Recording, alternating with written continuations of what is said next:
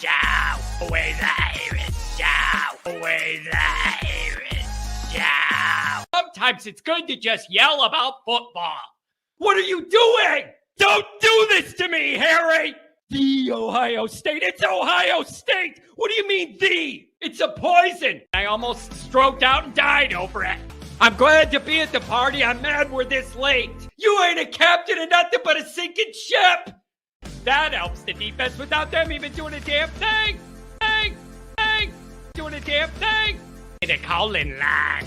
312-988-15. You tell Johnny all you've heard and seen. Oh, Irish. Oh, Irish. Oh, Irish. Oh, Irish. Irish. Yeah, that's right. Oh, Irish. Oh, Irish. Oh, Irish. Oh, Irish. Irish. Yeah. That's right. Welcome in. Welcome back, folks. I'm going to ignore a lot of the chat I already saw. I'm just going to ignore it. I'm going to ignore it. I understand some of the concerns with Notre Dame and Marcus Freeman and where they're at. I get all that. There's a way to go about navigating that, and then there's ways that are not the right way to go about navigating that. Like, that's the difference.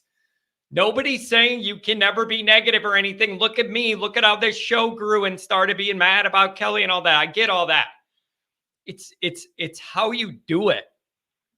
So we're going to try and avoid a lot of the negativity that happened early. And we're going to go over kind of some of the happenings going on in Notre Dame land. Things are calming down a little bit.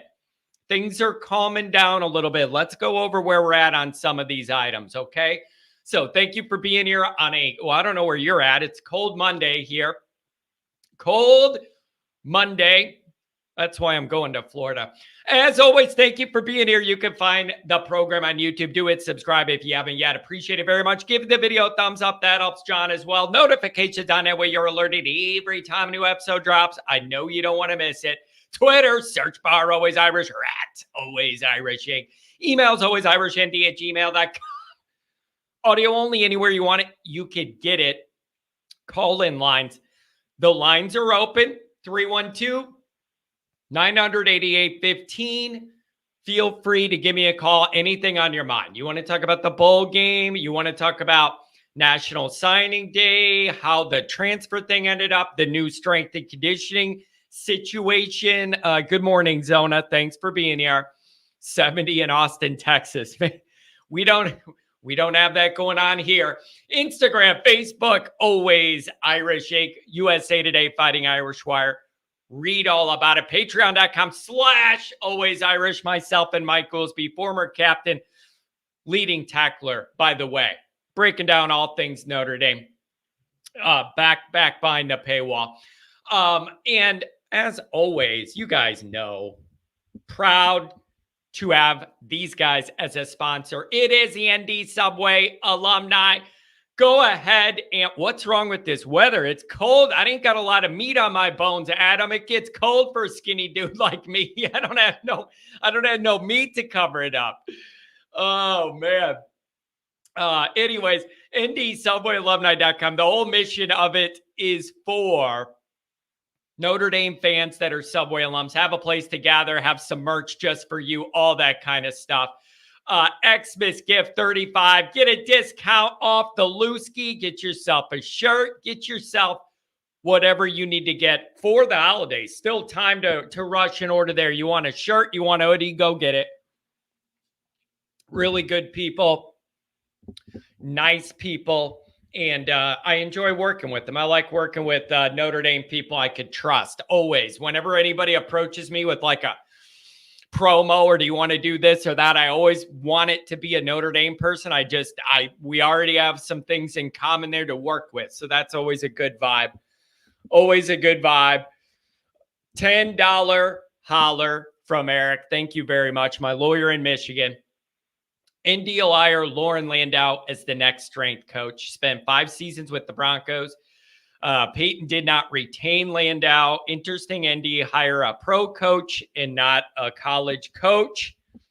Yeah, and I'm going to get into some of that and look at that situation, what we could take from it. There's some interesting things there. Steven with the $2 hour. Irish will crush the Beavers. I need it and I want it. Just win the game. I know it's going to be ugly. Like, I know I'm not expecting this to be the tightest operation. I don't think that's very realistic. It's just, you got to find a way to grind it out and get a win and get these young guys running around out there, make enough plays. Like, that's the bottom line. This is one of those where you can't go in expecting a tight operation because of all the moving parts and the new starters and all this people moving around.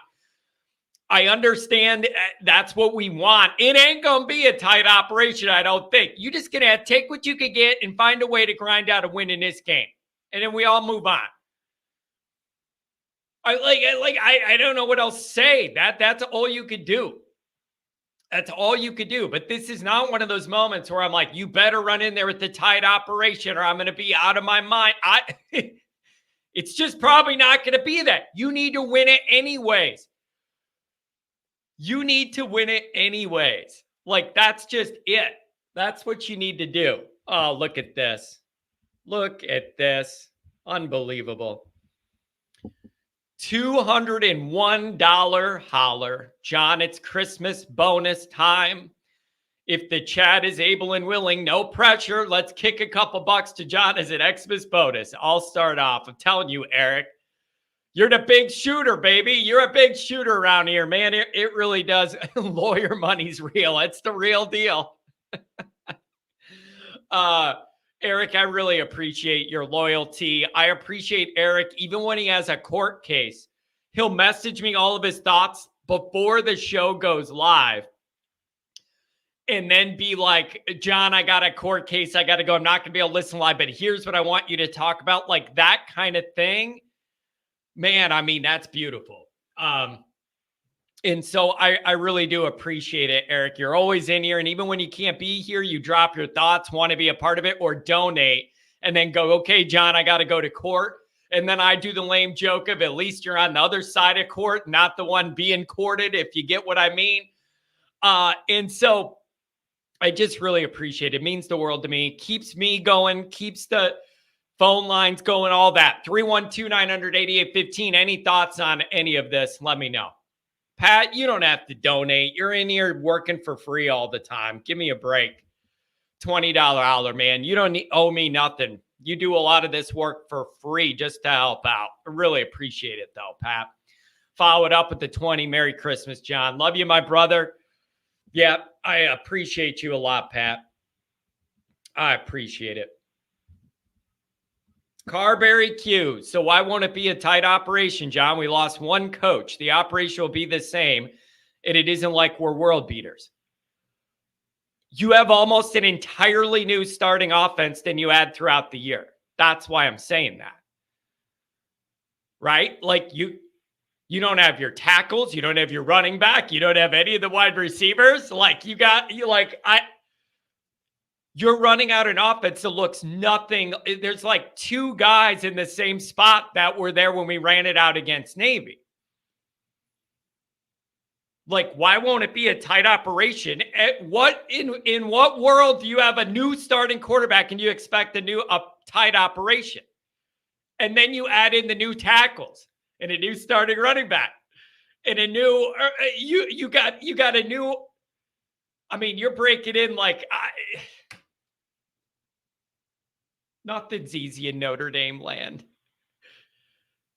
Nothing's easy in Notre Dame land. I just need you to figure it out. Get through this game. But with so many moving parts, you know what's exciting, though? This O-line situation, I like getting these young guys in there. I like getting Jags in there. Ashton Craig in there. I like it. Billy Boy. I don't mind it. Let's go. Let's go. Get these young guys going. I'm down for that. I just think, man, telling you guys, there's a lot of people here. There's a lot of people here that have a lot of complaints and not a lot of easy answers. A lot of complaints and not a lot of easy answers. Like, that's the thing. I get it's easy to complain about things with Notre Dame and be mad and this and that. I totally understand all that. It's easy to say all of this. Oh, I don't like Riley Leonard. We went over this before the show. I don't like Riley Leonard. He's not good enough. But if you ran out there the younger guys and they lose you 4 games next year, that's not going to be good enough. There's no easy answer. People want easy answers. There's no easy answer. You want to be right on the argument. It's just, you're not going to be happy right now, I guess. Riley Leonard's not good enough. You don't want him. You got burned by Hartman, expecting more out of the portal, and you didn't get it. I totally understand that frustration.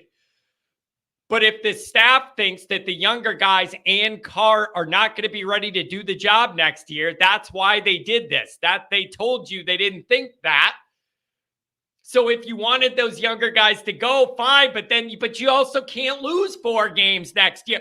There's no easy answer. There's a lot of easy complaints. There's not a lot of easy answers, you guys.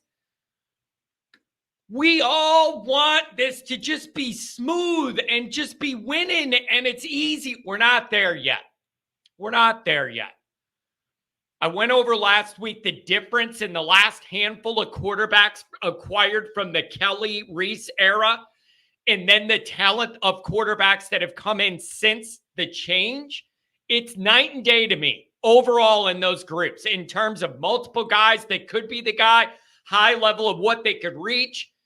There is a big, big difference between those 2 subsets of quarterbacks Notre Dame's been going after, but they're not in here and ready to rock yet. And so that's the issue. What can you do to build this up with momentum and positivity till you get to that point? That's what you need to look at. So it's I understand it's frustrating. $20 holler from Paul Dunn. Love the show. Being able to listen to a live show while working on spreadsheets at work makes life better. Keep up the good work. Merry Christmas. Thank you very much, Paul. I really do appreciate that. Happy to be some backdrop for you while you're getting in some work there.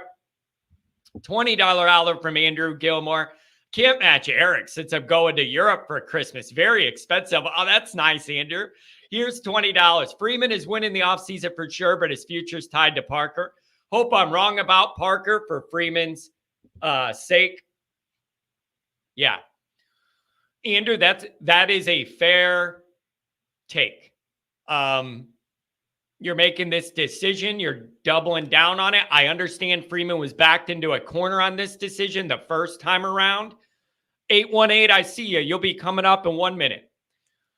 I understand the year one stuff, how it went with the other the coaching situation and who he wanted to hire, and he got backed into a corner and kind of Parker fell to him in a way.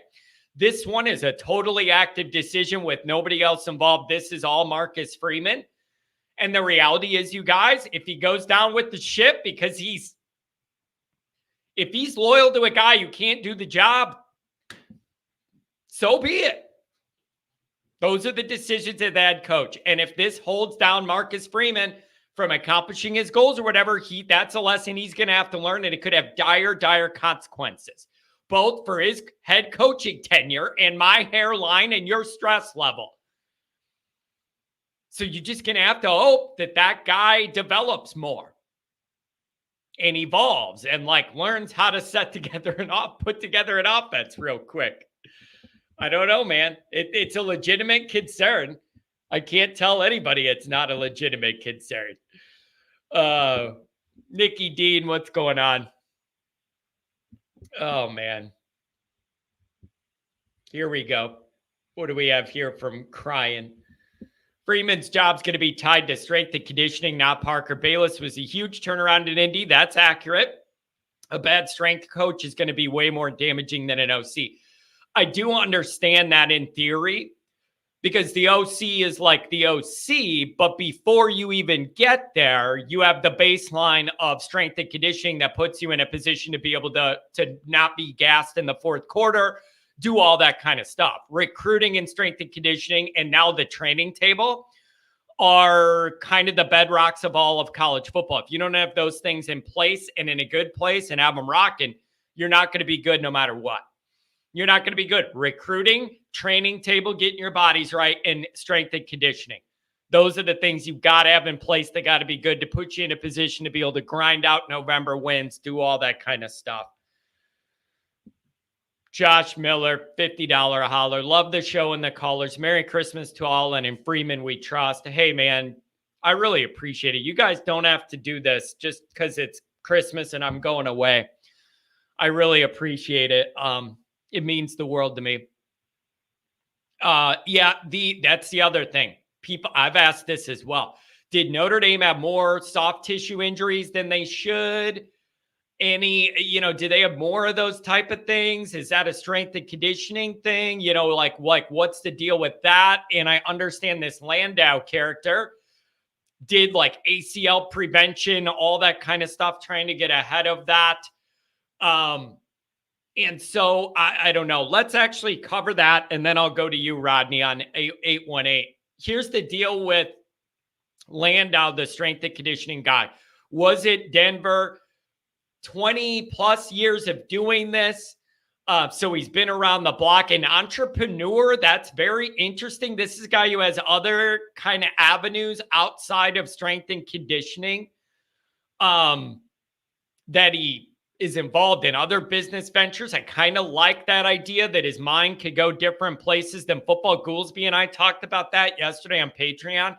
He likes that this guy has like a business mindset and it's not all just football, to give him other life perspective. It is interesting. He's an NFL guy, not a college guy. And then his ending with Denver was really interesting as well. On Twitter, they put out the, like a report card when they, at the end of the year, these NFL teams give like a report card to their players to anonymously grade facilities, how their families are treated, the coaching staff, the food, the training, the strength and conditioning, and have the guys, the players grade how good of a job the operation is. Everything got a failing grade from those players, and then this guy got an A.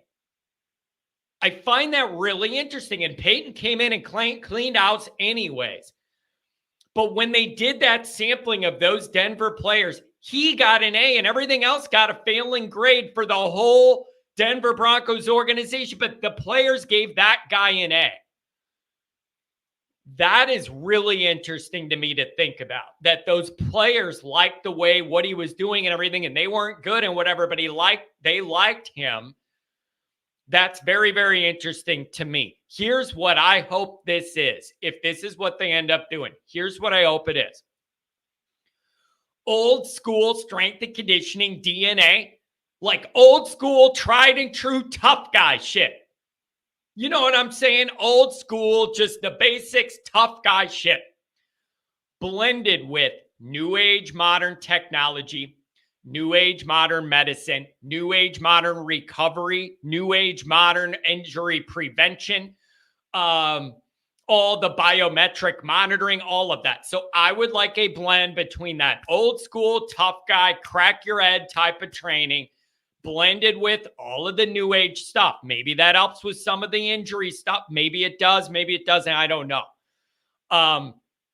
So I'm sure people are going to find a reason to not like this guy just like anybody else, because it's like, it seems like the thing to do is to complain. And I just can't understand on Twitter, these people acting like all these strength guys. You don't know them.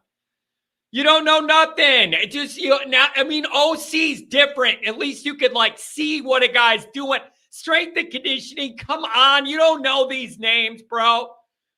You don't know these names. You don't. Oh, yeah, this strength guy isn't what I like. You don't know these guys. You don't know these guys. Don't act like you do. It's just easy to complain about something. Karis Washington, $10 hour. Merry Christmas, John. John Flatline. John flatlined you after the OSU game. Will be a fan for life. I appreciate that, man. That was a rough bonding moment. Like, I don't know how else to say it. That was a rough bonding moment after the Ohio State game on the live show. That was the most excruciating. 818, I'm coming right to you. That was the most excruciating live show I've ever done. We have never done one where I was more miserable or out of my mind than that. That was awful. It was an awful experience we all had to go through together. 1 minute after the game, no time to process it. Let your raw emotions calm down. That was the most miserable, 3 hours of this show I've ever done. Feeling your guys' pain, feeling your frustration, your misery, your drunkenness, all of it. It was rough, but it was important for us to do it together. I had people texting me, you shouldn't go live. You're going to be a wreck and it's going to be a disaster. Yeah, it was a disaster. It was a disaster. But you know what? We had an obligation to be there and face it. People are going, just sit this one out. Go live in the morning. Let it breathe. I couldn't do that. That's a bitch-made move. That's a weak move. You don't get to be Mr. Notre Dame guy. Let's go live all the time. And then a game doesn't work out your way and then you take the night off. No. So instead, we embraced misery together. Aren't we all stronger for it on the other end? I don't know. But we got through it together. But it was miserable. I've said this to people. I was literally seeing stars. You ever see the old cartoons where somebody's so mad they show through their vision and they just see little stars flying through their eyes in their head? I literally was so mad. I was seeing stars. I just couldn't even think. Anyways, I'm done talking about that, but I do appreciate this.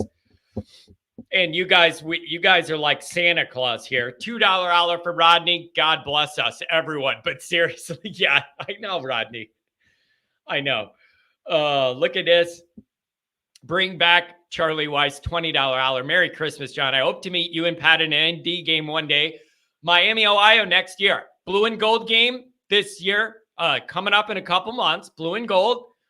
Miami of Ohio is going to be our tailgate game. We already decided that lower level opponent, September in good weather. There's no way we should have a bunch of losses yet. That's going to be the best situation. So that's what we're going to do.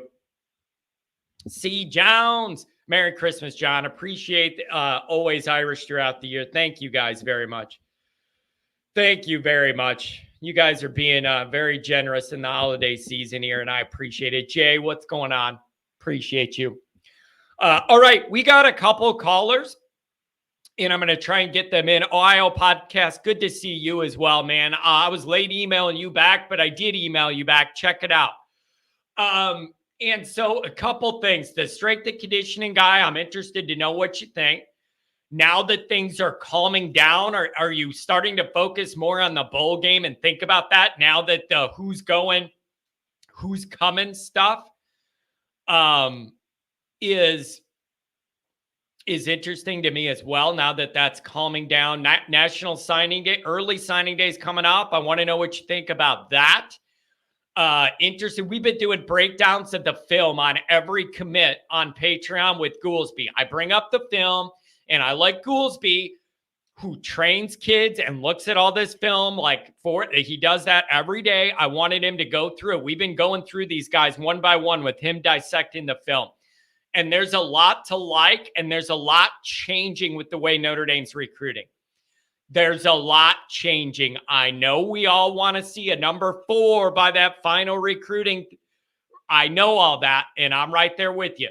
But the kind of athlete that Notre Dame's targeting now is changing. Overall, it is. And so there's some interesting things there as well. The Ohio Podcast, $10 hour. Merry Christmas to the Always Irish folks and John from the Ohio Podcast. Yep, for sure, man. Happy Christmas to you as well. Maybe I'll send you your own hat back for the holidays. Rodney, I was just going to go to you and you dropped off. Call back. I'll bring you up. 618. What's going on a Monday, man? Yeah, what's going on, John? Nothing, man. I'm wondering, now that things have calmed down with the portal, who's coming and who's going now, are people starting to focus on the bowl game more or the recruiting coming up? Where's your mind going now? My mind is all over the place, man. You know, it's Notre Dame football at the end of the day, man. Yeah. You know. Yeah, I know. I know exactly. I know exactly what you mean by that, man. There's always something, and then right when you think there isn't, there's two more things. It's always something. Right, and I like what this wide receiver coach is saying, man. He's saying all the right things, man. Hopefully that everything turned out, man, the way that we want it to turn out. Yeah.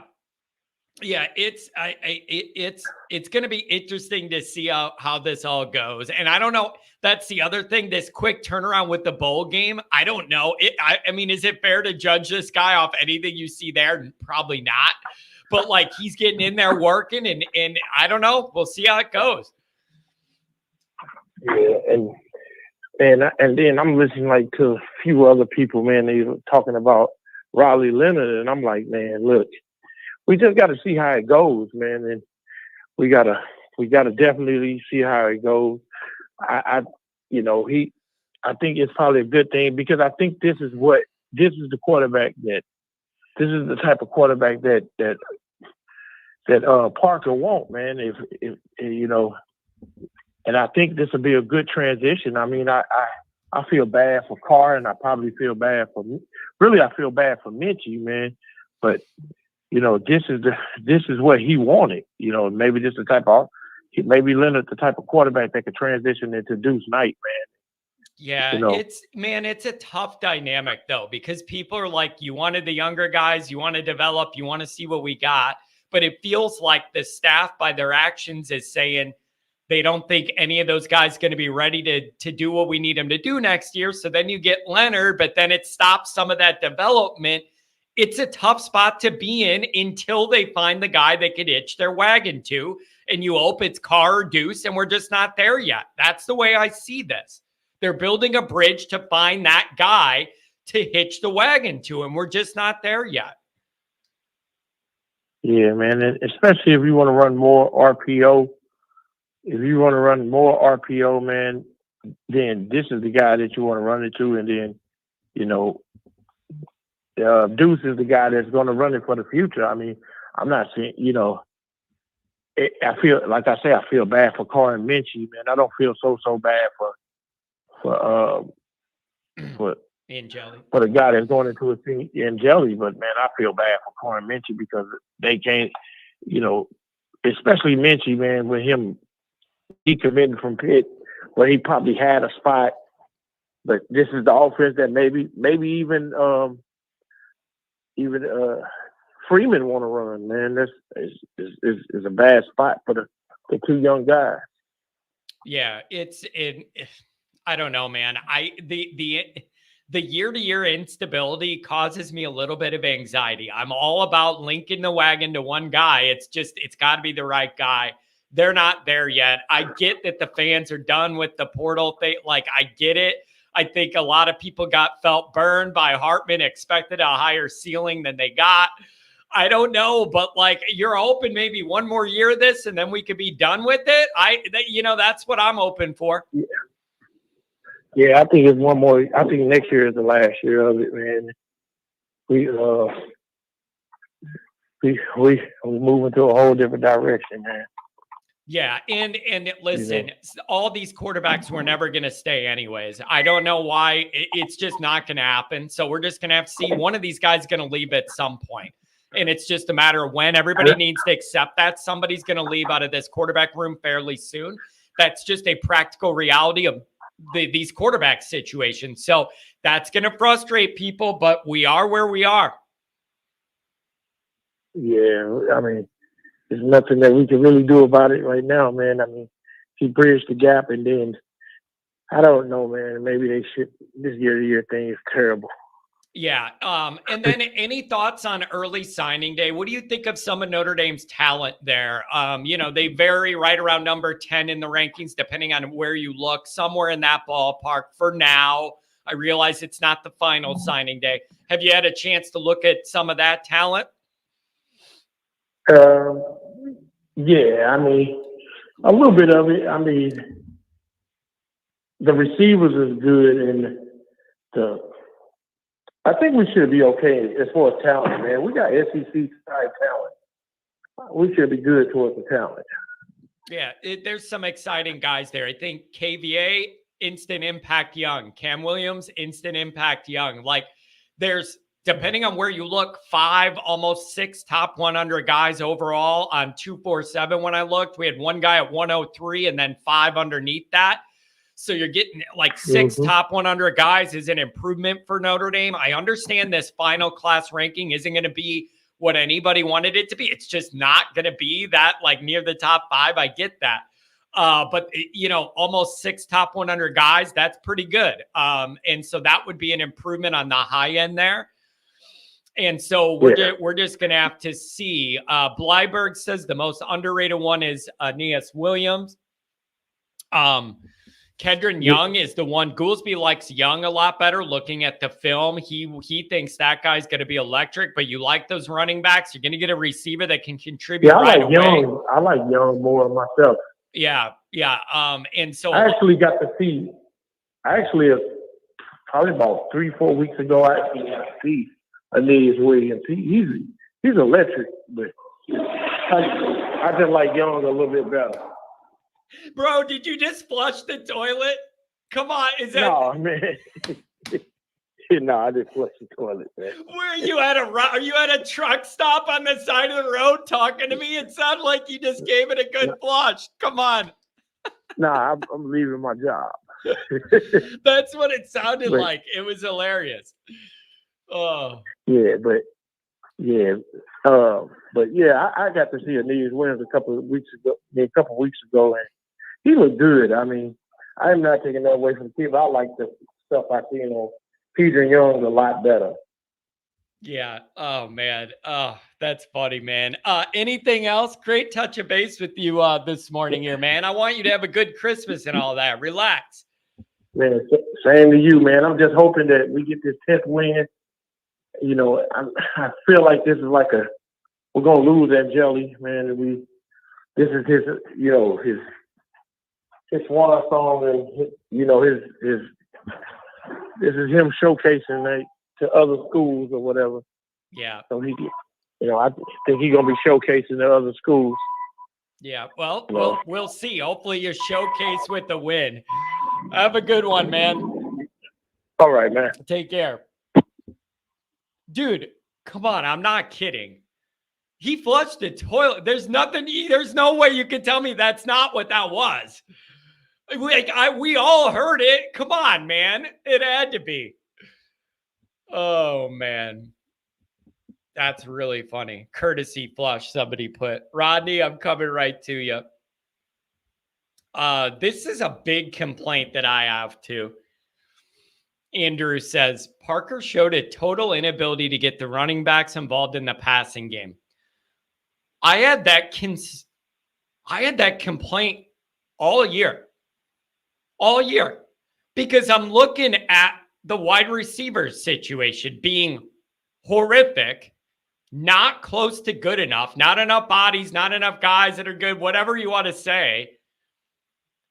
When you're in that dynamic, but you feel like you have a handful of capable backs that are exciting with the ball in their hand, isn't it logical to find ways to get those guys involved in the short and intermediate passing game to supplement what you don't have in wide receiver? That was my thought all year is I'm not going to keep forcing the ball to wide receivers that aren't even alive. Figure out a way to get those young guys involved and confuse the defense and have multiple of those backs out there and run little tricky. Come up with something. Like, it's just logical to me. You don't get to, if you're the coach, you don't get to just complain about what you don't have. Like, well, we don't have a full complement of receivers we like, but I'm going to keep pounding my head against the wall trying to do stuff we can't do. No, your job as a coach is to take what you do have and make it work enough to win the game. They didn't do a good enough job of getting those young backs involved and getting them the ball, causing confusion, letting them get the ball in space. I wanted to see more of that. $5 dollar from the Chief. I don't mind Portal QB because we're in win now mode. What I hate is using Portal, then outright refusing to run a real offense with the real OC. Oh, that's a very frustrating dynamic. That's a very, very frustrating dynamic. Yeah, it's just not the easiest thing to navigate. $20 hour from the Homer TD. Wishing you and all the Kennedys a blessed Christmas. Thanks for all that you do. Thank you for all that you do. Brandon, good to see you. Yeah, he was definitely on the toilet. That's risky business, man. Talking on a call-in show. That's just, you don't know what you're going to get. Yeah, no, that sounded industrial grade. That's why I said, are you in a truck stop or something? Like it definitely sounded like a truck stop type situation, man. 818, what's going on this morning? Yeah, that was how I felt right after the final play of the Ohio State game. Yeah, I know. Tell me that. Tell me about it, man. It's rough.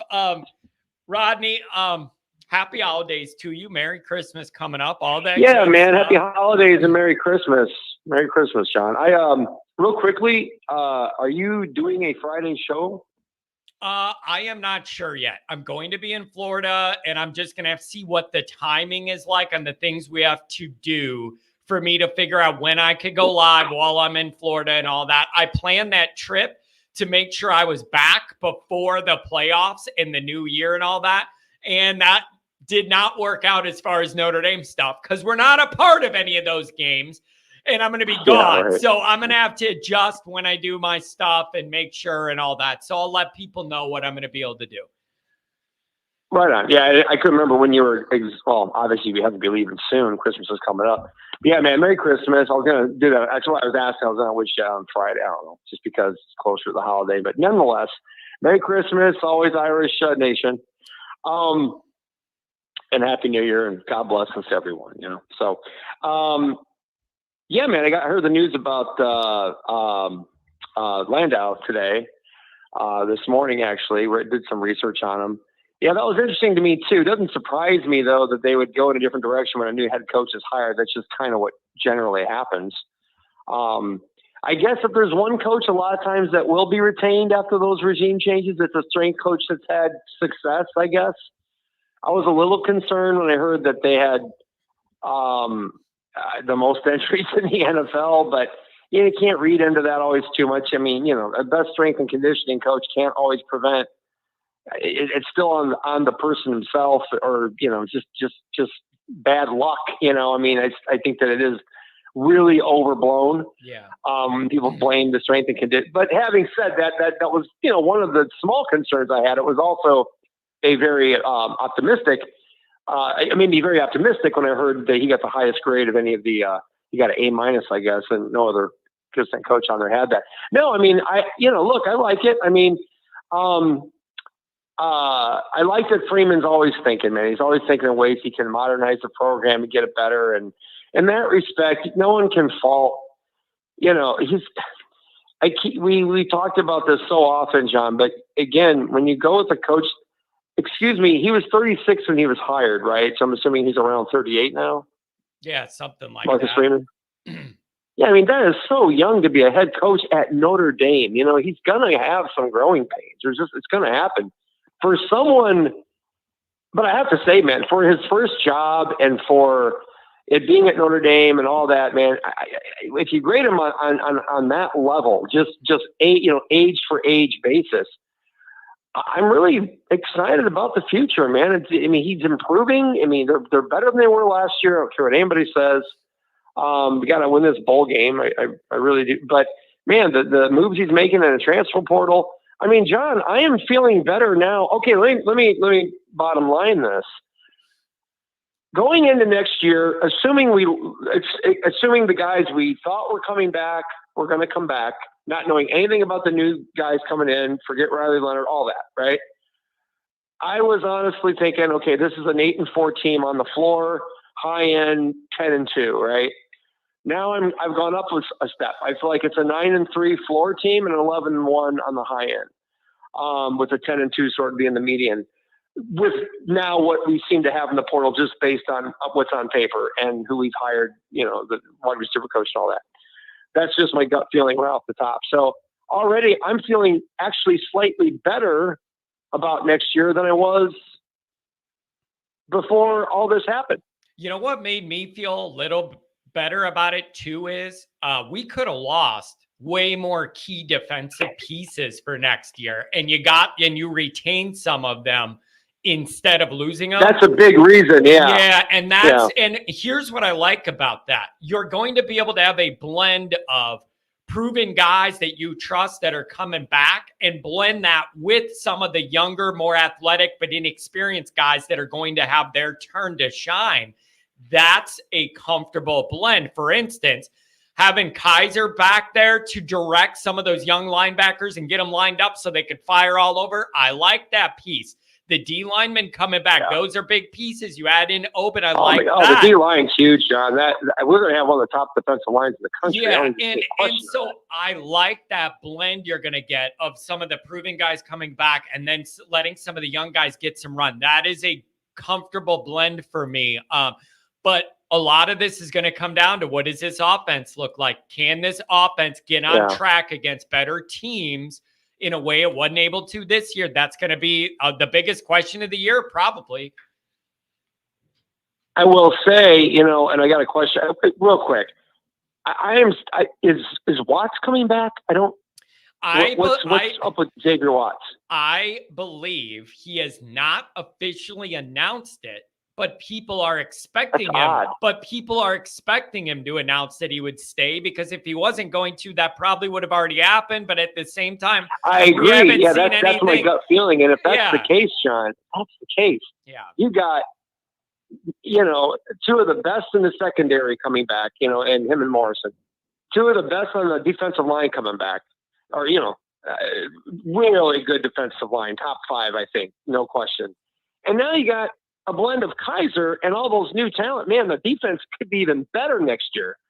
And the one position of concern right now is the offensive line. I mean, I am concerned about that. Although I will say, if that's going to be the case, you want to have a guy like Riley Leonard, a big guy who's also mobile.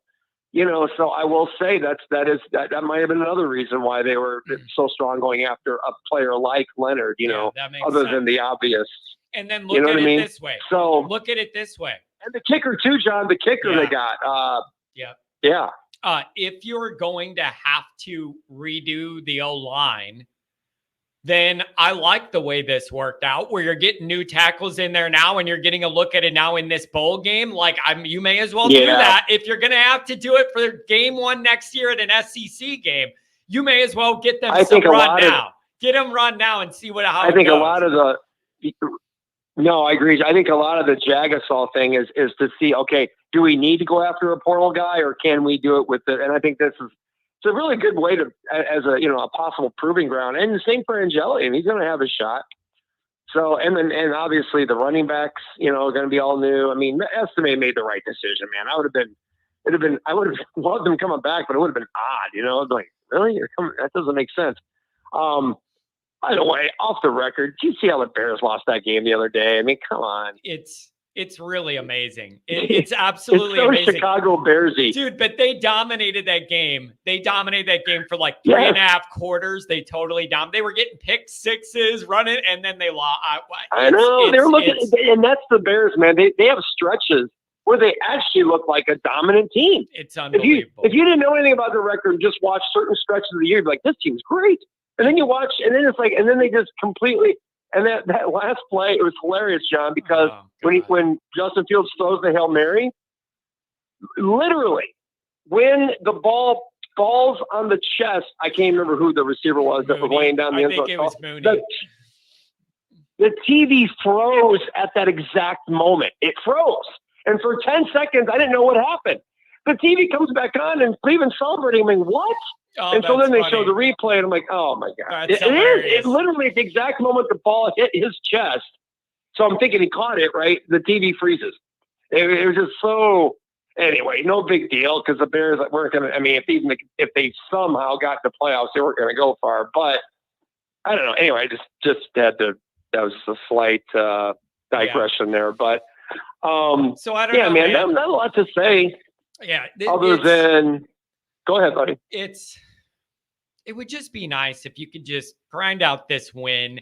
And then we go into a clean slate, have a normal signing day without losing guys and all that drama and win this stupid bowl game. And then we have a clean slate and then we move along. I'm just get this win and move along. I don't feel like dealing with the lingering of some dumb Sun Bowl situation. Just find a way to win the game. Just find a way. Yeah. You just brought up a point I was going to bring up too. I noticed the recruiting rankings. I look through them. I don't pay attention as much to recruiting, dude, as I used to. I just don't because they get so high and low over some guy committing, decommitting. Yeah. I just wait until signing day. I mean, I'll listen to stuff out just to kind of know where we're at. But I went through it, and I'm okay. We're number 10. But I looked and there is so much more parity in recruiting these last couple cycles than there has been before. It's showing on the field actually.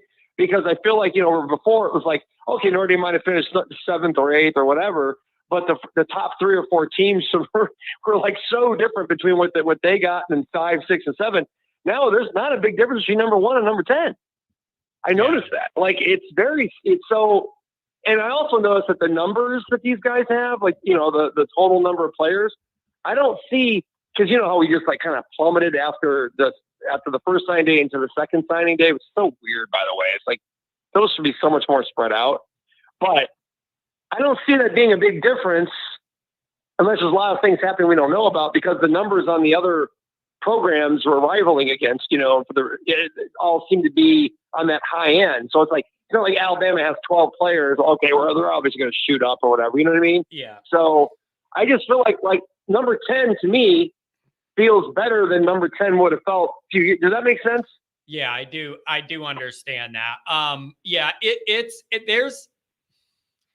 I just get it, man. You know how this goes. Nobody's ever going to be happy unless we're ranked number 4 or 5, and it's not going to be that. So people aren't going to be happy, but I'm telling you, Notre Dame is targeting a different kind of athlete in the Freeman era. The issue is we have to wait and see if it all develops and comes together to lead to the results that we want. But this is he's building this team very differently than Brian Kelly built his. It's a different mind frame. Oh, yeah. We just don't know if it's going to work yet. But I like that he's targeting a different kind of guy and going about it with a different mindset. Notre Dame's getting longer, faster, more athletic, and deeper. You can tell me you disagree, and why did we lose games then if all this is happening? I'm just telling you. I'm not saying it's all going to pay off in a championship, but they're building the roster different, and I'm very intrigued to see what that looks like in a year or two. There's zero question, John. Anybody wants to question? I mean, there is zero question that he's raised the talent bar at Notre Dame. There's no question. I mean, the measurables, the high-end talent, the blue chip rate, those kind of things, there's no question. Like I said, don't just look at the numbers. Look at what's ahead. Look at the other guys, average rate, the average rating of the team. It's very similar 1 through 12. There's not a big difference, I know. Yeah. So anyway, that, John, the roster's changing fast. It's quickly turning into a Marcus Freeman's vision of what he wants this team to be built like. That is changing quickly. We need to see it all come together, married with better, in-game coaching, whatever you want to say. It all needs to come together, but I could see the vision. And I know I'm going to get made fun of for that. People in the chat are going to troll me, blah, blah, blah, blah, blah. I'm just telling you, I could see the roster changing, and it's very intriguing to me to see how that plays out, albeit painful in the moment. That's my point. I just think it's very interesting that people expect, some guy to come in who's, again, a 36-year-old guy, and everything to just be seamless, especially at Notre Dame. It's like Lou Holtz came in, who is an experienced, seasoned, well-respected, high-end coach. And it took him 3 years to get it right, really. It took him 3 years. So yeah, I just, come on, guys. I mean, we have to be a little more. There's gonna be mistakes. There's no question there's gonna be mistakes, but there's a lot of good things happening. And personally, where we're at right now versus where we were when we hired Freeman, it's going about kind of how I hoped it would go. I mean, look, man, 8-4, now 9-3. I mean, it's going to be incremental, but it's getting better. It's getting better little by little. Look, it's not falling. That's for sure. It's not getting worse. So, that first week after the season ended, everybody lost their minds. Oh, look what's happening. Well, he actually covered for that and then some. So anyway, I'll let you go, John, but, hey, Merry Christmas, everybody. Merry Christmas to you too. And then at some point after the new year, I want to get together with our group before Blue and Gold. Maybe meet somewhere in Indiana, or if people can all get to Notre Dame for a weekend, we want to do something. So I'll be in touch. Okay, man? I love that. That'd be awesome, man. And by the way, good for you, Eric. That's a one hell of a Christmas present, man. Yeah, so, I do. I appreciate. Congratulations, John. Eric's a big shot lawyer, baby. Thanks a lot, Rodney. Merry Christmas, brother. Take care. You too, buddy. See you. Bye. 707. Look at that. Looky. Coming to you next, 707. I'm going to give you 1 minute on this, and then we'll go back to the phones. 1 minute. When Freeman first took over and we were going through a rough year one with certain stuff, I had a lot of talks with some Notre Dame people. Ones you would know the name and respect their opinion about where this is all going.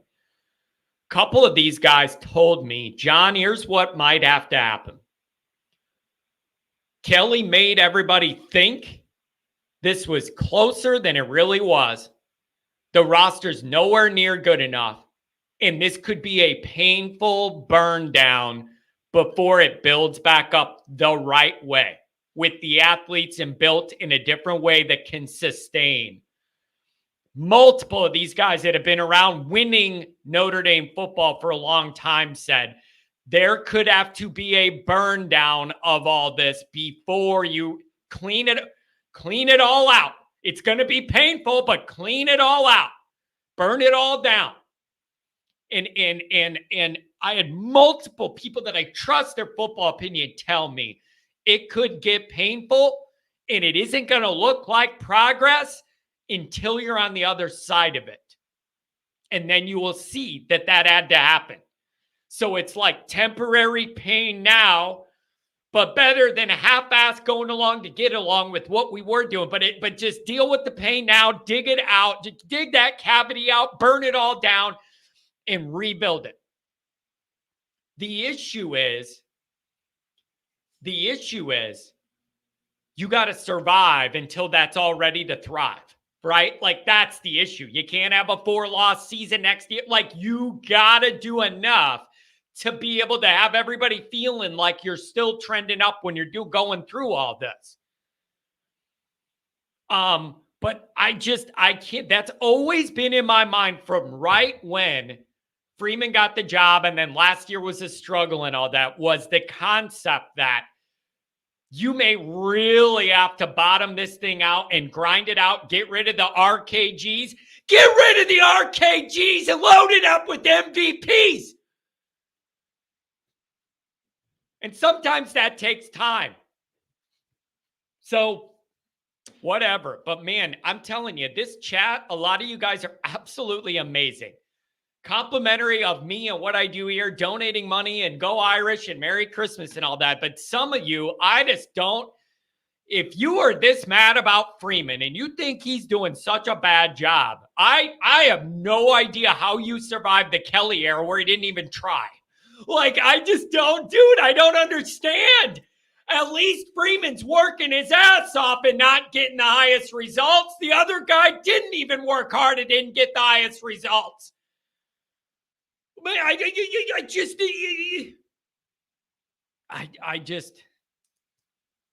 I don't know. If that was true, John, why are we celebrating 6th year guys? Andrew, you got to pick your spots. Like, you got to pick your spots. You can't just fire everybody who was here before. There are certain guys that can fit that mold, but your depth the overall athleticism on the roster, how many guys you can go deep without a big drop off, that kind of stuff. Man, I understand the frustration here. I'm just asking you guys to consider in concept the idea that this had to be kind of burned down and rebuilt a little more than any of us initially thought, and that may end up being the best thing for us, even though it's very uncomfortable in the moment. I'm just putting that out there as a possible theory for you guys to think about. And then we'll see what happens. We'll see what happens. But that's something to think about, okay? Oh, man. Nothing's easy around here. 707, what's going on?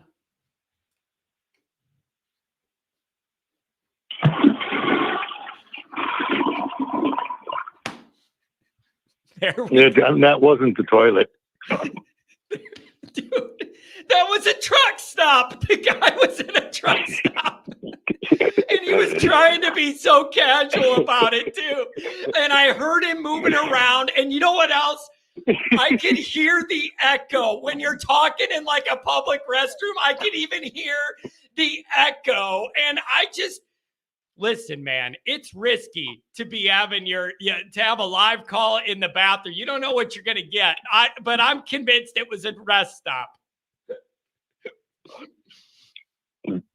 Dude, I had to call in after that. I was cracking up. Well, that's because you're the original flusher. Nobody's forgetting that way. You're the original flusher. Like, that's what everybody was remembering, because you did the flush before, and then I cut it up and I did like a short on it. So we have a flushing history here. And it's, oh my gosh. How are you, man? It's been a while since we've connected here. I want to know what your thoughts are on anything. The transfer portal deal, Riley Leonard, early signing day, the bowl game. You tell me where you want to go, and you could flush it as much as you want.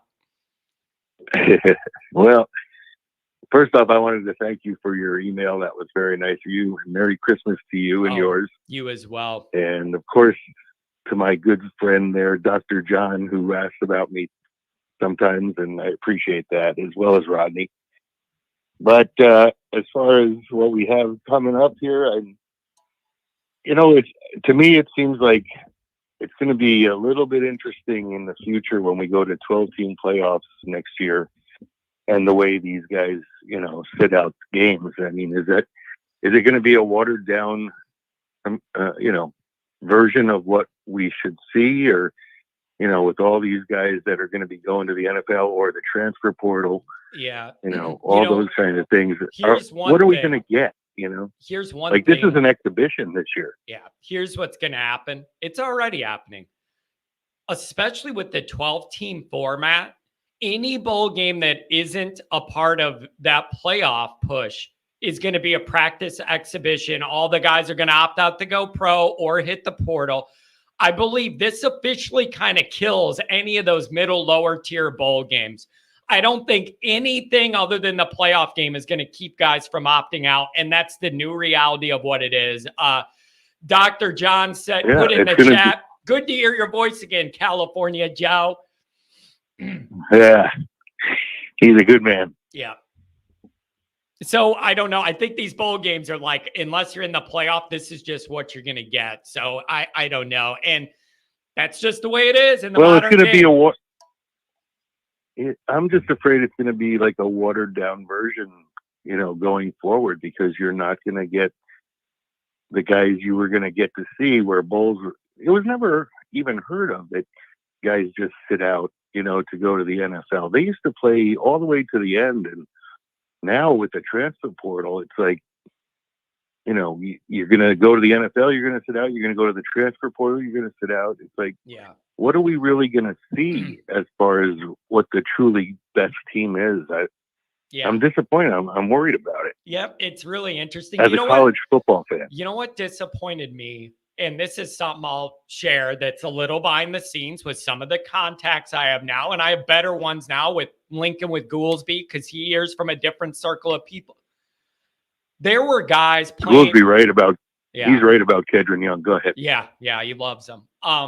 There were Notre Dame guys saying to Freeman, well, I'm going to consider maybe playing in the bowl game, but what are you going to bump my NIL to? What can we work out? I'm only going to do it if you're going to kick me this amount in NIL. That rubs me the wrong way.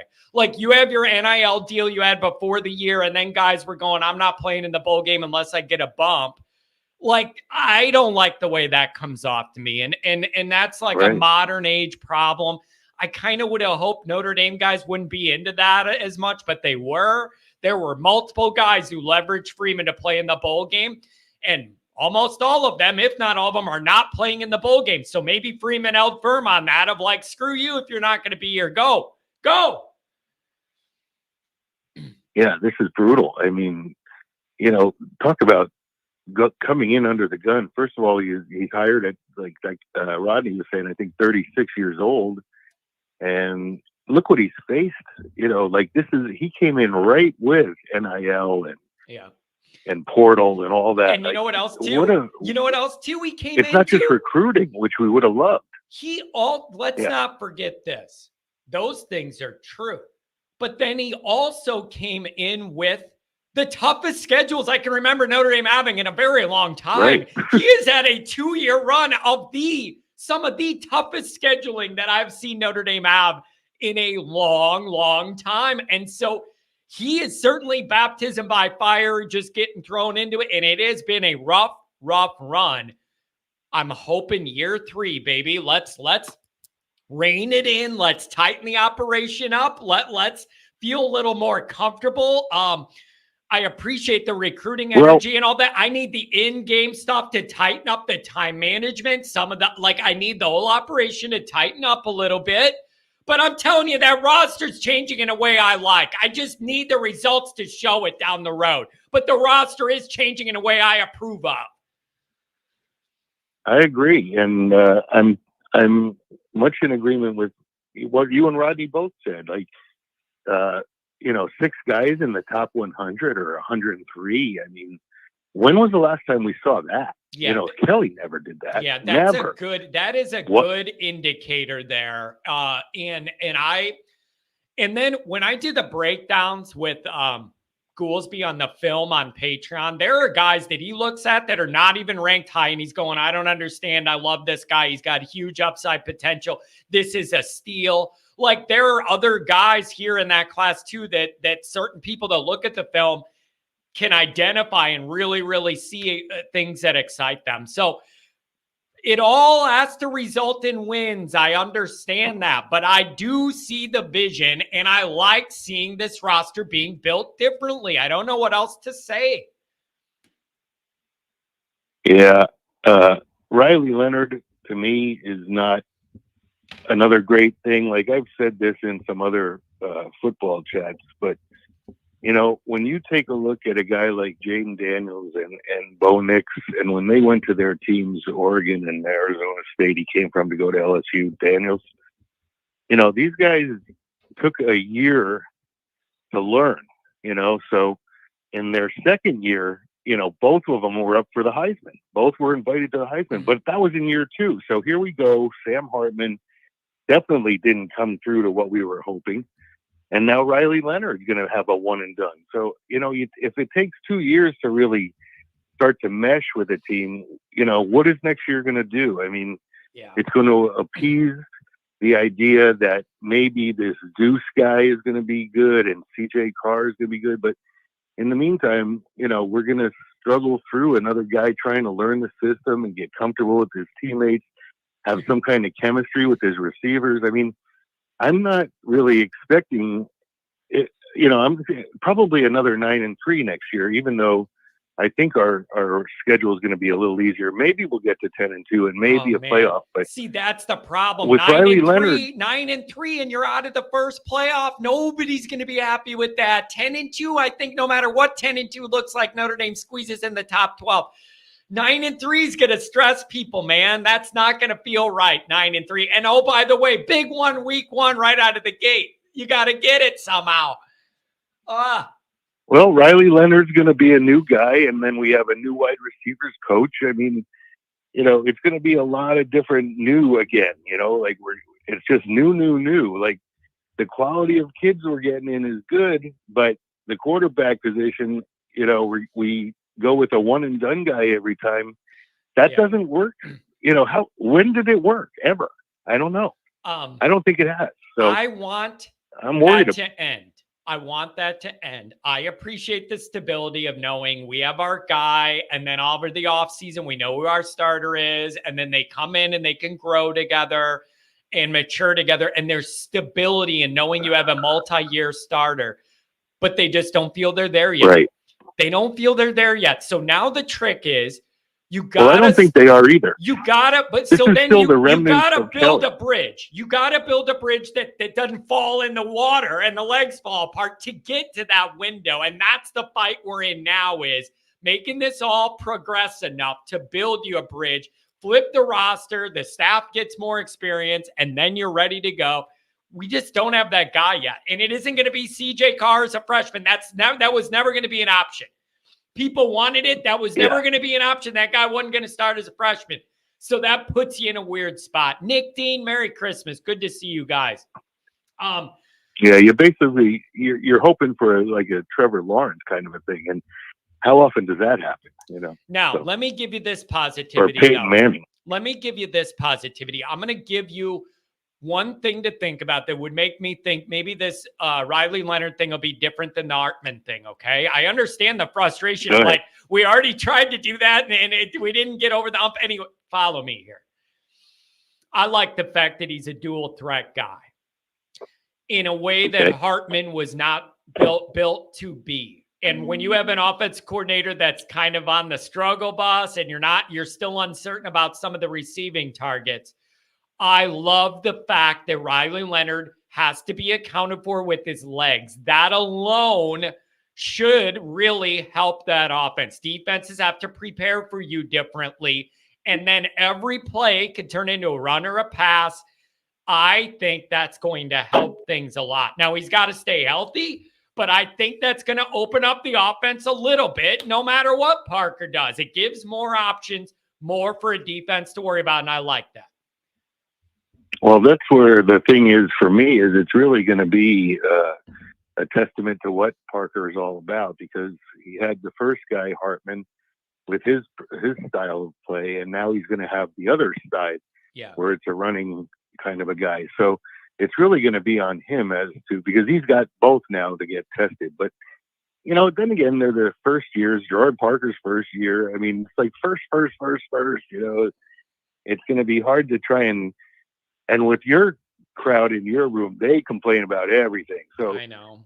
They're going to be very unhappy, come But dude, I thought next year, I think. am I losing my touch? I used to be the complainer guy. How am I the one now? Oh, you had some. Like, I'm the complainer guy, but now I'm the one trying to get people to calm down. This is kind of freaking me out. It is. Am I losing touch? Am I losing touch, or are these people extra negative just for the point of being extra negative sometimes?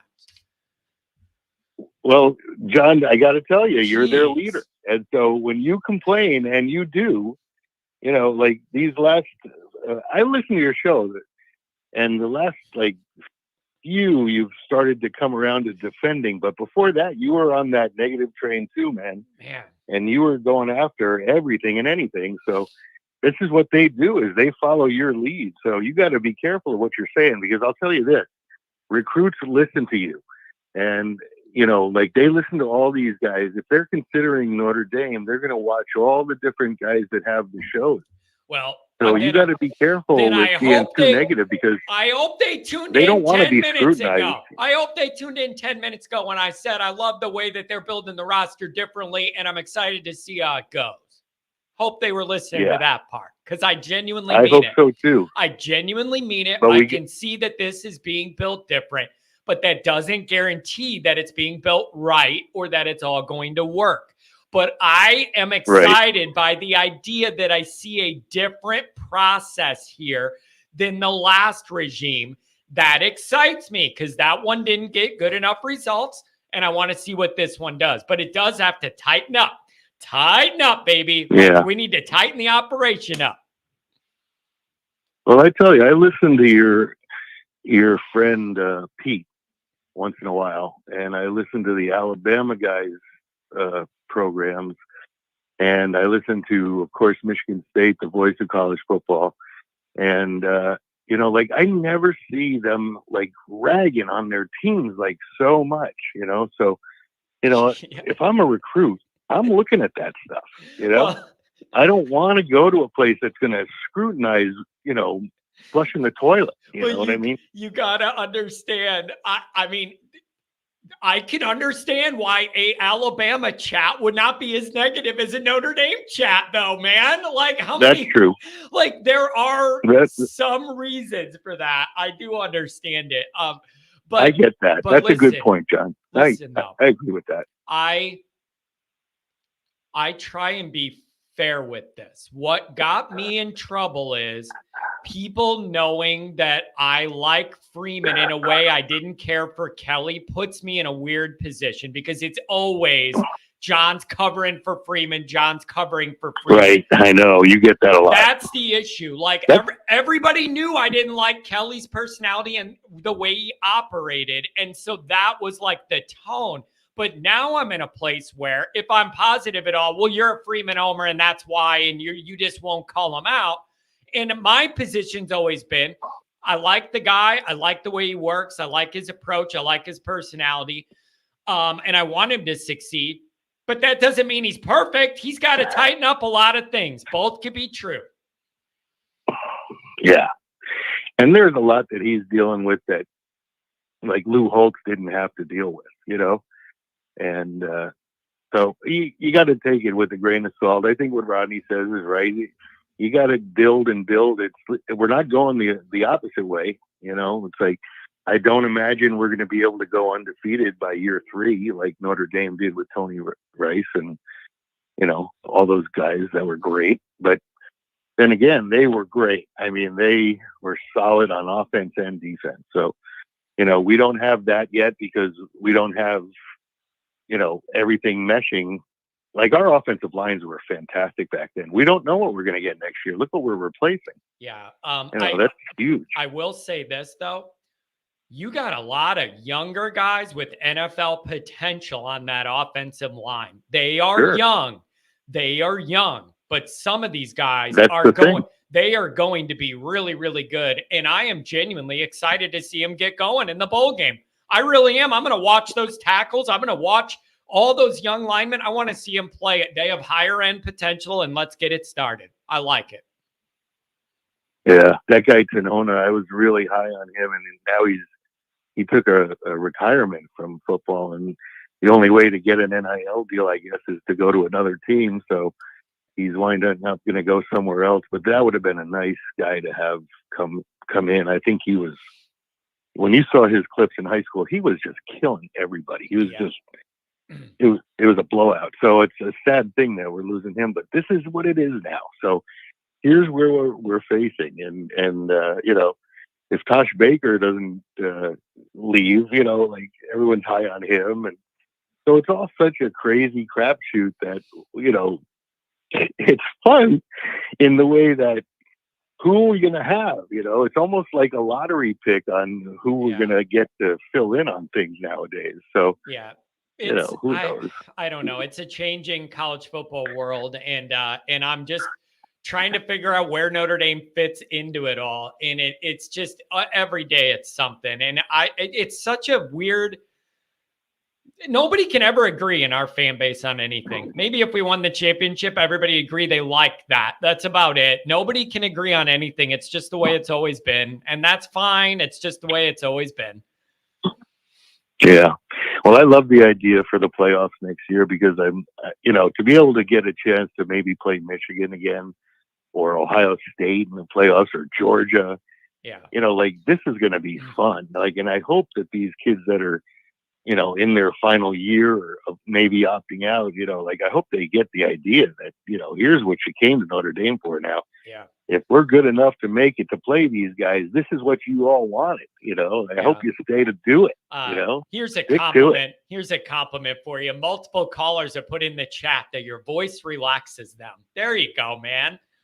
That soothing voice there. Maybe you need to do voiceovers and do stress relief for football YouTubers or something. I'm pretty relaxed, Yeah, more relaxed now after you took care of that.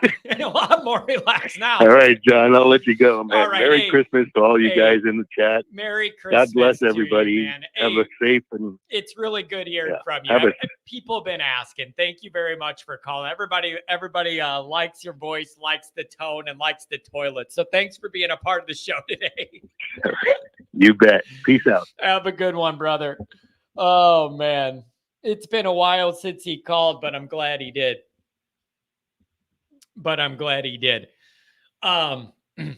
Yeah, more relaxed now for sure. What was this? I had another chat here.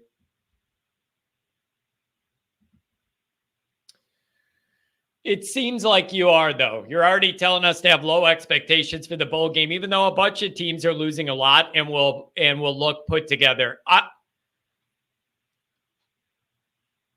Of all the theories I have and the things I put out that are controversial, I did not think saying I don't expect a tightly wound operation when you have all these moving parts and new starters in this bowl game was that shocking. I'm not saying it's okay to lose the game. I'm saying you have to adjust the crispness of the operation with all the new moving parts. That's all. Man, it's just rough.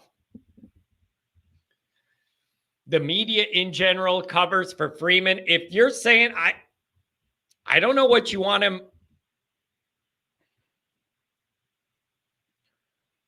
for the 90th time. I want Freeman to succeed. I like how he operates. I like his work ethic. I like how he carries himself. I like the recruiting effort. That being said, he has to get better. I don't know why that's so hard for people to just accept all of that.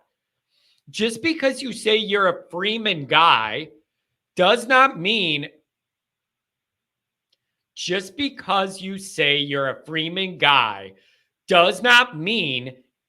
that you accept him in his current form as a polished product and he never has to change anything and what he's doing and how he is right now is perfect. That's the part that I struggle with this. When people know I'm a Freeman guy, they're like, well, what do you mean? It's not good enough. Just because you're a Freeman guy doesn't mean you're saying he's a finished product. That's what I don't understand. I'm not saying he's a finished product. You can like the way he's trying to do things and say he's got to get better. I don't think those are competing thoughts. No one's saying Freeman doesn't have to evolve here and tighten things up. But man, give me a young guy trying his ass off, flipping the roster with a different kind of athlete any day over rinse and repeat another year of Kelly blowing smoke up your ass, not recruiting hard, and then losing, and then going 10-2 or 11-1 or 12-0 and getting blown out. I was over that. Totally over it. And I'm just asking people to try and be open to the concept I put forth earlier that maybe there was more burning down and rebuilding that had to happen here to get this going. And there's somebody who just dropped a rumor in the chat that I've been all over. I was told not to address it, but somebody is referencing something that I got some information on a while ago. We're going to have to see how that plays out. But last week I did a couple shows where I said Somebody circle this. Do not be surprised if there's one more big thing that hits. So stay tuned. Stay tuned. And so, man, I am just, I try and be the show that lets people troll, lets people give me a hard time, rips Notre Dame a little bit if you're another fan. I try and not be the guy that just blocks everybody who disagrees or whatever. I want a mixture here, but man, it is getting a little, it's a little rough when it's all one-sided. It can't just be the negative. Like, it's just, you kind of expose your angle when it's all negativity all day, every day, no matter what. You can't see any positives or whatever. That is, after 11 years of doing it one way and it never works differently, that's where you get jaded to where you start having that problem. 11 years of doing things the same way and getting the same result and then redoing them again, that's where you should lose your mind. Now, this is different. I just need it to pay off. And I really want Freeman to, people not getting it, well, I guess it's not a secret anymore if it's in the chat. Somebody put in here about Parker being up for the Troy job, the head coaching Troy job. And that may or may not be something that I was dropped on last week. And I don't know the standings of that or the updates on that, but I was heard it was a real situation to keep tabs on. And that's why I said last week, you may be in for one more big surprise. I don't know if that's going to happen or not. I'm just saying I can verify I heard the rumor that was put in the chat about that as well. Okay. 386, you're in the mix. Good morning. How we doing? John, doing well. How are you? I'm doing very well. I'm just trying to kind of gather myself here after a busy 2 weeks with a lot of Notre Dame news and a lot of ups and downs and everything. And now we're the news starting to slow down a little bit, and we'll get into the signing day and the bowl game. So it's just, we're kind of moving along here. And I don't know. What are you thinking about all this? I kind of feel the same way. I like the fact that we had a good week last week, which was great. Signing day is on Wednesday. Is that right? The 20th? Yep. Okay. So I think we just need to get through that day clean. You know, like you mentioned before, let's not get to signing day and lose a couple key guys. Let's get through that day super clean, get to the bowl game, take care of business, and then we got 8 months to talk about this, right? Yeah, that's it. You got to avoid any of these surprises where you don't think you're going to lose somebody and you lose somebody and whatever. You got to get through that. And then here's the other frustration. This early signing day, Notre Dame always ends up in like decent position. And then on the actual signing day, you have all the hat flipping activity, and then Notre Dame drops like a rock. It frustrates me every year. Well, it does me too, but maybe Freeman can pull some magic and maybe we can flip somebody, right? Instead of us losing a guy or two. I know. Maybe we can flip somebody the other way, right? Man, wouldn't that just be nice if you got – we never get those pleasant surprises. It always works against us. The only surprises we get on signing day are bad ones. And so, yeah, I don't know what you got to do to be in position to do that. But you're looking at, 5 or 6 top 100 guys. The blue chip ratio's up. They're trying to find longer guys, guys that could be multiple, especially on defense, and build their bodies into different positions, like some flexibility there. So there's a lot going on with that. And I'm interested to see how it turns out. Same here. And I love your key points about Freeman is building this regime so much more different than Kelly did. And earlier in the show, you brought up a really good point in terms of Kelly had us fooled, man. We were so far away from being competitive at the top. He would get there right, with an undefeated or one-loss year. But anytime we came up against the top 4 elite teams, it wasn't even close, right? So he had us fooled where I think, like you said, Freeman's building this differently. Time will tell on if it's going to work. But what else can we ask for, right? He's building it in the way that we want to see it. But I always hear,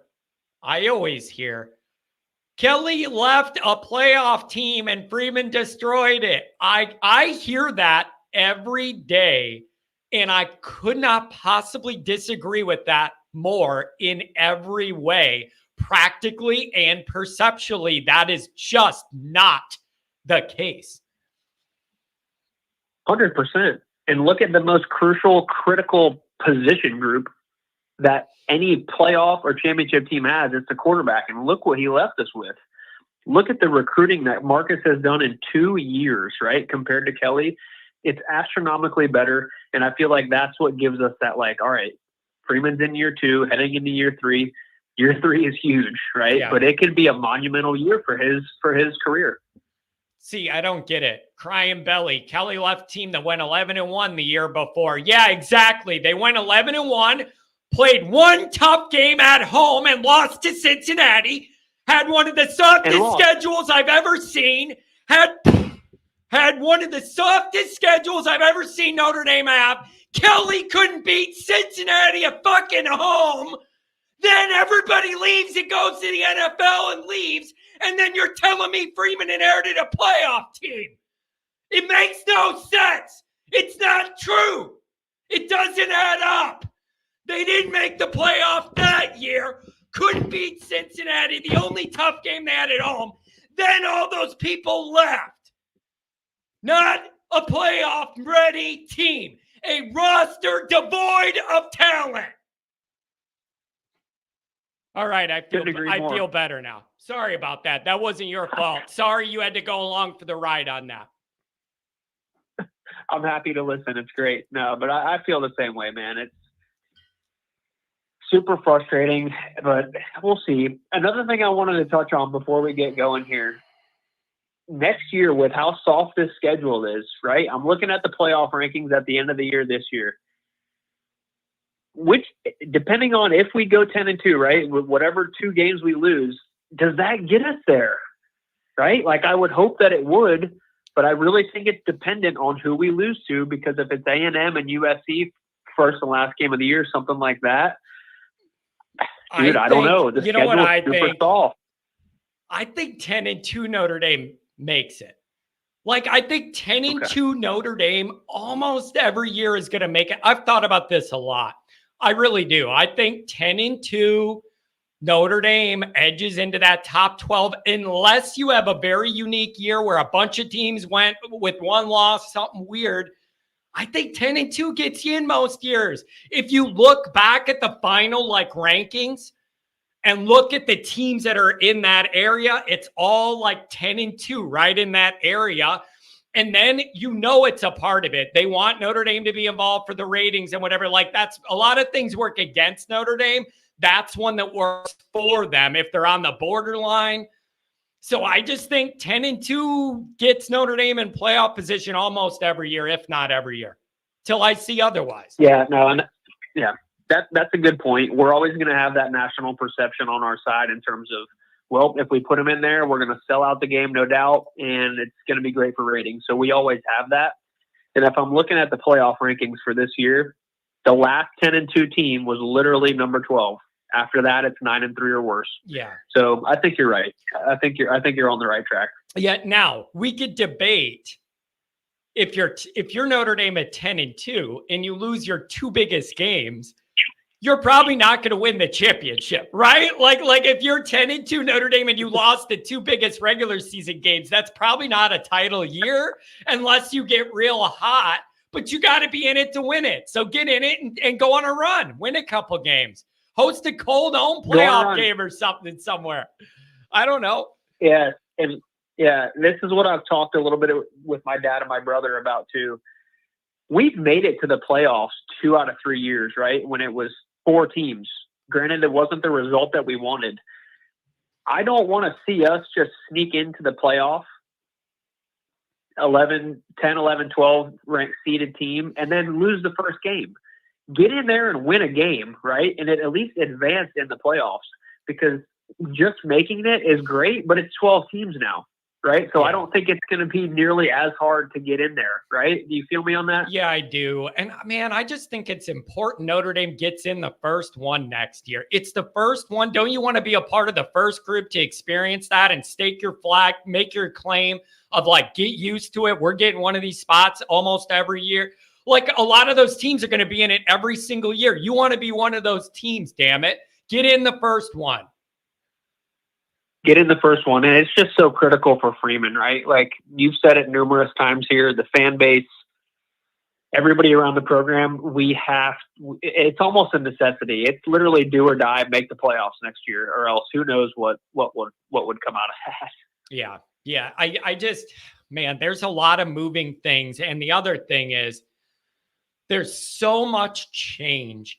So much at Notre Dame has changed with Freeman and the program and the president and the AD and what they're doing with NIL, some of the transfer stuff. It's starting to get a little easier for Freeman to work what he needs to work behind the scenes. You have all this stuff lining up, the new playoff era, all of this. It's all new. This is all a new world. And next year is really the beginning of all that. Like practically, it's exciting in a way. And I feel like Notre Dame's at least trying to keep up with the modern times. I know they're trying to. I think this offseason has proven it. Like they are realizing what it's going to take for us to take that next step. And they're doing exactly what they can. We would not have landed Riley Leonard if that was not the case. So that makes me feel really, really good in terms of we are aware of what needs to happen and we're aware of how we need to act, and how quickly we're doing it is a really positive sign in my opinion. Yeah, me too. I have seen there's a lot behind the scenes. Freeman's getting things accomplished. He is changing some of the processes and timeframes and flexibility we've been asking about and complaining about. A lot of those changes I've been bitching about all through the Kelly era. I am starting to see some of this stuff change behind the scenes. A lot of it's not even public, would never be public, but there are things changing. Like Freeman's getting people to listen and modernize a little bit. And that is a good thing. You just got to have it all. It's got to all end up on the field in wins for any of this to matter enough. It is. And we'll look back on this time, whether he makes runs deep into the playoffs, gets us a ship or not. We'll look back on these times and see. But he kind of you mentioned this a few times on calls too. He just seems a little bit ticked off, right? He's not happy-go-lucky. I'm the Irish head coach anymore. We need proven results on the field. That's where my standing and legacy is going to ultimately come from. But he just seems a little ticked off and pissed. I love it, dude. It's great. I like it. Here's my thought. If you had the first couple years of this, like Freeman thing, being one with the fans and all that, like we all love him, celebrating after Clemson, like all the stuff he does, like with the fan interact, we all love, build up that. But if we're starting to see things turn to where he's like, no more Mr. Nice Guy, like I'm getting pissed off here. We need to really get on the ground. I am here for a Freeman with that public edge. Give me that. I'm here for that. I'm ready for that. And if he could turn a corner and have a little more edge to him, I'm here. I'm here for that. I'm here for that all the way, dude. And I feel like that will literally just resonate through the roster, give us a little bit more of an attitude going into bigger games and things like that. I'm 100% all for it. Yeah. And so listen, I see signs that are encouraging with the roster and with certain developments overall with Notre Dame and the way they're putting things together. However, it all has to tighten up quickly. Next year is a very, very big year. And so you got to start pulling it together here. And that's the only way to get everybody on board. It can't just keep being behind the scenes and whatever. Is year 3 the year it tightens up? Maybe Riley Leonard could give you a little something that Sammy couldn't. I don't know what we're going to get. I don't know. I know that's a good point too. I was just one of the guys and fans that just drank the Kool-Aid right on Hartman, and sky's the limit. I'm kind of tailing it back a little bit this year, just being a little bit more reluctant to hop on that as quickly. But I do, totally. I do feel like it's going to bring it. Yeah, it's going to bring a different dynamic though. The rushing ability, you're going to have to account for them. It's going to be different, man. It's going to be different. I do like the outlook a little bit better looking back on it. Compared to Sam, I do like it a little bit better, and we're going to need it, dude. If Parker ends up staying, you're totally on the money about a dual threat QB being able to just take things that break down and make it work, right? We had zero of that this year. Absolutely none of it, and it hurt us a lot. It really did. Yeah. Nope. I'm with you on that. And so I don't know, man. I see a lot of the changes that I asked for occurring. None of it is far enough along to end up in the results that you want to come along with that. So bridging that gap is kind of where I'm at. Like, how can you tighten that up? Because I'm seeing some of the fundamentals change, but the results got to catch up for John Q. Public to really like totally buy in. So next year's a big year with that. And you have all the year 3 history of Notre Dame coaches year 3 and all that stuff too. It's just a big moment next year. You got to be ready and you got to be good. It is. I mean, you look at what Lou and Kelly both, I think in their 3rd year undefeated, right? Was that 88 was Lou's 3rd year? So yeah, it's right there. It's a huge year. I think Freeman has that edge and has that little annoyance to him because he knows how critical this next 8 to 9 months is as soon as we get to A&M. Yeah. But you couldn't ask for a better opportunity. He's going to have the roster. He's going to have the quarterback. He's going to have everything that he has in his idea of a blueprint almost, right? As we head to SEC territory week 1, right? Like we need to treat that game, and hopefully this is where we make some adjustments compared to last year. Let's go on the road and feel and realize how big of an opportunity this is for us to show the country and just ourselves in general. Hey, let's go on the road and get a big SEC West win. Like that would be huge for the momentum of the team, right? Yep. It would be Freeman just keeps finding these moments where they're just these huge flashpoint moments. And every time we turn, there's one right in front of us. Like, and here you go, right out of the gate, week 1. Now you're playing an SEC team with the Mike Elko coach. Like, nothing. It's just there's no easy landing here. If Freeman ends up emerging out of this to be great and Notre Dame's great, whenever that is, he will have earned it. Going through the battles, taking some shots. It has not been an easy 2-year ramp up here. It has been tough on the field, off the field, a lot of luck, circumstances. It's been a challenge. And if he emerges from this, you'll look back on all of this and be like, man, that made him tough and helped him get to the other side. It's been a rough road.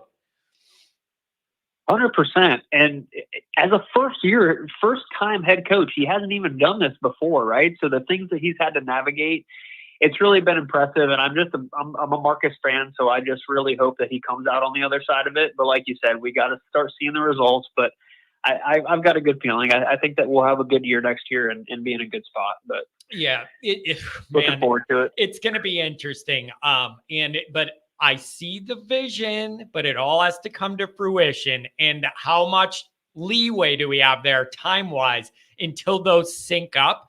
That's where my mind's going. And that roster's changing fast. You're getting less and less RKGs and more type MVPs out here. And that's kind of what we always wanted.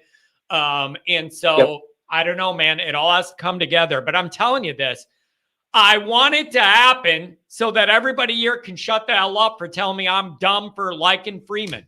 That's what I want to happen. And then everybody will be happy. I know. Everybody will be happy. Yep, 100%. Real quick before I get off of here. Is it a little bit weird how like quiet everything around Al Golden has been? Like, is he going to be coming back? Because that would be huge, right? There's no signs of him leaving or any talks that I've heard or seen, but it's been super quiet around him, which I'm a little bit surprised about. I was told that a couple college teams reached out to him and he said he wasn't interested. And he was talking about re-upping with Notre Dame for a 2 or 3 more year deal or whatever. I think it might have even been Syracuse maybe reached out to him about their hiring when they got rid of Dino. And he said, I'm not really interested in that. So I don't know if that eliminates the college part, but I don't know if a professional opening came, if that would change after the year. But I know he was involved with Syracuse and kind of told them I'm not that interested. So the only thing I think it could be to me is if he ends up going to the NFL. So I don't know. Yeah, that's a good point. Well, if he does re-up for another 2 to 3, wow. Like to have him through Riley, Here's TJ, the key, though. maybe a year or two at Deuce. Here's the key, though. I think you want to be able to find a way to promote Mickens to like associate whatever, blah, blah, blah, to keep him around. So then when Al goes, you can bump him over into that role. And because he's doing a good job, keep that guy in the house. So if you could kind of tie the knot on both of those, then you got something cooking. Oh my gosh. Yeah. It really, and I feel like the guys like working for Freeman. That's just kind of my sense of it. Right. So that's always on our side too. But yeah, if he can keep those guys happy, do a little promotions within, get them some title bumps, some salary bumps, we can be in a really good spot here. So overall, I'm feeling pretty good. Yeah. I don't know, man. I just want it all to pay off one day. Just want it all to pay off one day. All the worry, all the stress, all the hard work everybody's putting in, and you just want to see it pay off. But the roster's changing in a direction I approve of. Can it all get tightened up and put together? That's the big question. We just have to wait and see. And if it doesn't happen, it doesn't happen. But I appreciate that they're trying to build things a little bit differently with different athletes in a different vision, and I want to see it play out. Right. Me too, man. Me too. Hey, Merry Christmas I'm gonna hop off to here. you. Merry Christmas. I'm going to Florida. I know you guys got a lot of rain over the weekend. I'm hoping it's all gone in a couple days. So then I'll be in Florida for about a week and a half. It'll be fun.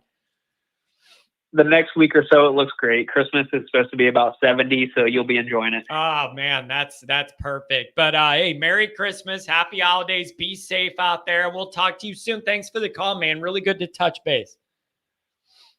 Good thing, John. See ya. Have a good one. Oh, man. I just, I can verify people are putting in the chat. I definitely did hear about the Parker Troy thing a while ago. Might have been a week ago or something like that. And it was one of those things of like, I don't know if this is out, but you might not want to say it or whatever. So I just kept dropping that there might still be big news. That's what I meant a week ago or whatever when I said there might be big news. But, I don't know. We'll have to see what happens. I mean, I guess if you're interviewing for Troy, you could always go, hey, we average 39 points a game. Don't you want me as your head guy? But yeah, I can verify that is what I heard that last week. So I don't know what the time frame is on that, but I did hear it.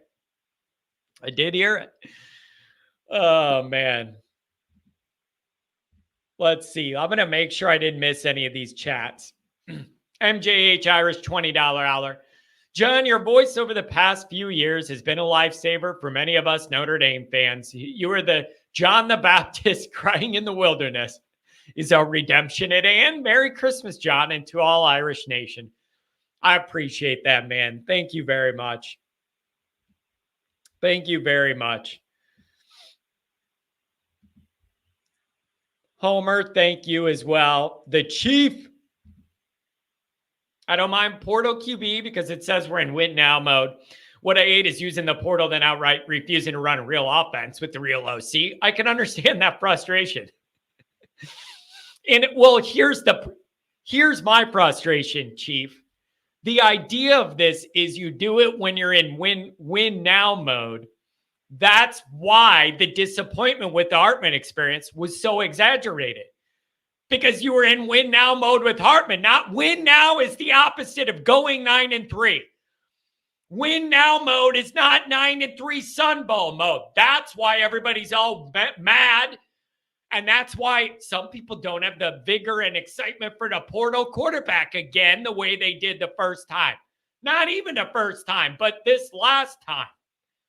That's my problem is if you're going to forsake the development of your younger talent to be in win now mode and then go get a one-year quarterback to operate that way, you can't go 9-3 then. That's the frustration. Not the theory behind it, but if you're in win now mode, you don't get to lose 3 games. That's not win now. That's win never. Ryan Elliott, $10 I really appreciate it. The Ohio podcast, I just, again, I keep finding a few Ohio State people that are just so nice. I have no choice but to call them friends, and it's really upsetting me. It's throwing me off. I mean, I appreciate how nice these people are, but you're messing with my existential sense of being when I'm friends with these people. But damn it, they're just nice, good guys. It bothers me, but I got to give it to them. It's rough. It's rough out here, man. Just too nice for me to be mean to. Rodney, Karis, C. Jones, bring back Charlie Weiss, junior or senior. Paul Dunn, Andrew, Pat Cotter. I owe you money. You don't owe me money. And of course, Eric with the $200 holler. That's the winner of the week. Winner of the week. Where is our man Kent? John, any more flying saucers seen? Only the 4. I've seen my 4. And those are the 4 I can vouch for. And I know what I saw. I saw 4 of them. All just, I'm not getting into it now, but I've seen 4. Where's our man Kent? It's interesting. He and I have been emailing back and forth. Kent is so disgusted with football in Ohio State and the whole thing of what happened with Michigan. He needs some recovery. So he emailed me and said, I know it's like, I'm not around or whatever, but like, I need a break from all this. I just can't handle. And he goes, I just wanted to reach out to you, John, and say, I just need a break from all this. That Ohio State Michigan thing kind of killed it. And I totally do understand. Have you ever seen Bigfoot? I've not seen Bigfoot. I will say this.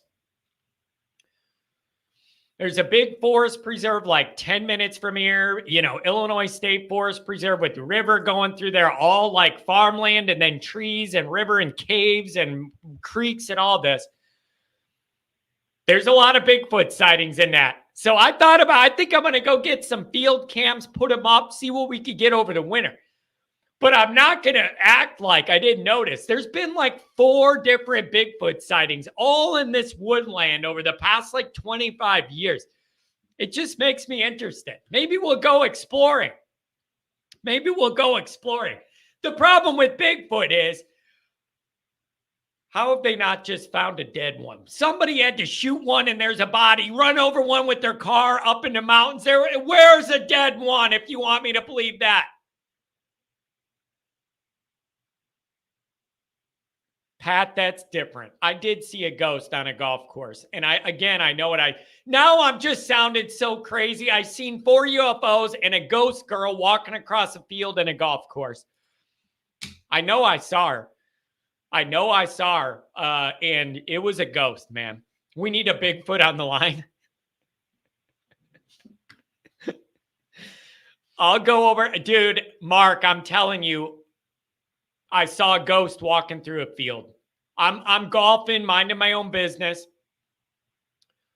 I'm totally minding my own business. And there was a girl in like a white vintage house on that little house on the prairie, 1800 style garb, like the white dress that like an old colonial girl would wear.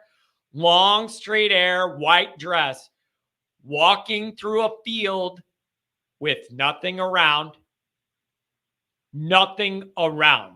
in a field. And this girl was just walking. There's nothing around. And then she was walking and gone. I'm telling you, I saw her walk and then she was gone. This is not like, it's the kid leaving the park you saw. This is a field next to a golf course with nothing in it but soybeans. This is not like a high traffic area. All right, I'm not turning this into this. I got stuff to do. So I got to go pack for my trip and get ready for all this. I will keep you posted. I will keep you posted on the schedule for the Florida. I might be able to go live in the morning the normal way, but maybe I don't have the calls because I'm not lugging my mixer, but we could do the chat and all that before the game. Like, we could do all that from Florida. I'm just not going to have all of the capabilities. Nick, I was dead sober. Nick. I was not smoking nothing, drinking nothing. I was straight-laced. Anyways, I'll keep you guys posted on all that. So, yeah, good luck to me on the plane and all that. It's going to be rough. So we'll just have to see what's possible or not with our schedule and when we could do what. I will put on Twitter and in the community tab what we're going to do so that you guys can all see it. So thank you for everybody that's not in here just to be a troll and appreciates the year we've had and everything we do here. All the donations, you guys mean the world to me. Thank you guys very much. Have a good one. I'll talk to you.